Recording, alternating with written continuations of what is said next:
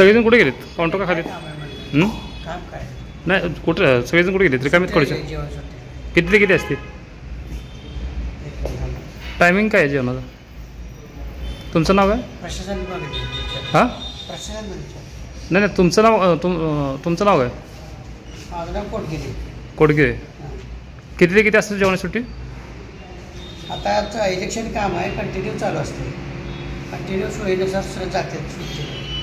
एकाच टायमाला सगळेजण एका टायमाला जाते का? एकाच टायमाला का? हो इलेक्शन काम असतं. हां नाही पण टायमिंग नाही काय? टायमिंग सध्या नाही इलेक्शनमुळं काय. अरे सगळेजण जेवायला गेलेत रे. पंढरपूर नगर परिषद कर विभागातील कर्मचाऱ्यांची अरेतुरे आणि आरेरावेची भाषा. पंढरपूर नगर परिषदेमध्ये काही कामास्तव अधिकारी किंवा कर्मचारी यांना भेटायला गेल्यानंतर रिकाम्या खुर्च्या दिसणे पंढरपूरकरांसाठी काही नवीन नाही. आज देखील पंढरपूर नगरपरिषदेमध्ये पंढरपूर नगरपरिषदेच्या कर विभागामध्ये अक्षरशः रिकाम्या खुर्च्या बसल्या होत्या. तेथे एक कर्मचारी असल्याने विचारपूस केली जेवणाचा टायमिंग किती ते किती, परंतु त्या कर्मचाऱ्यास जेवणाचा टायमिंग फिक्स किती ते किती हे काही सांगता आले नाही. म्हणून त्याच्याकडे विचारपूस केल्यामुळे रागाने अरेतुरेची आणि अरेरावीची भाषा वापरली. परंतु त्या कर्मचाऱ्यास हे माहीत नाही की लोक इथं गार्डनमध्ये फिरायला जातात तसे फिरायला येत नाहीत, काहीतरी कामासाठीच नगरपरिषदेत येतात. याचा अर्थ असा की वरिष्ठ अधिकाऱ्यांचा खाली असलेल्या कर्मचाऱ्यांवरती कसलाही वचक राहिलेला नाही.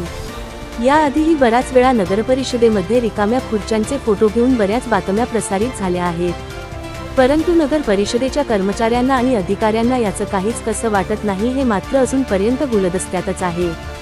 या मस्तवाली अधिकाऱ्यांनी कर्मचाऱ्यांच्या मागे कोणती तरी राजकीय ताकद तर नाही ना, असा प्रश्न सद्यस्थितीमध्ये पंढरपूरकरांना सतावत आहे. असो, परंतु आता नुकतेच लागलेल्या पंढरपूर नगरपरिषद निवडणुकांमध्ये पंढरपूरकर हे आपला राग या कर्मचारी आणि अधिकाऱ्यांच्या डोक्यावर ज्या कोणत्या राजकीय पक्षाचा किंवा राजकीय पुढाऱ्यांचा किंवा राजकीय नेत्यांचा किंवा भावी राजकीय नगरसेवकांचा किंबहुना भावी राजकीय नगराध्यक्षाचा हात असला तर असे का ना, आता आम्ही आमचा राग हा मतपेटीतून दाखवू अशा ठाम निर्णयावर पंढरपूरकर येऊन पोहोचला आहे.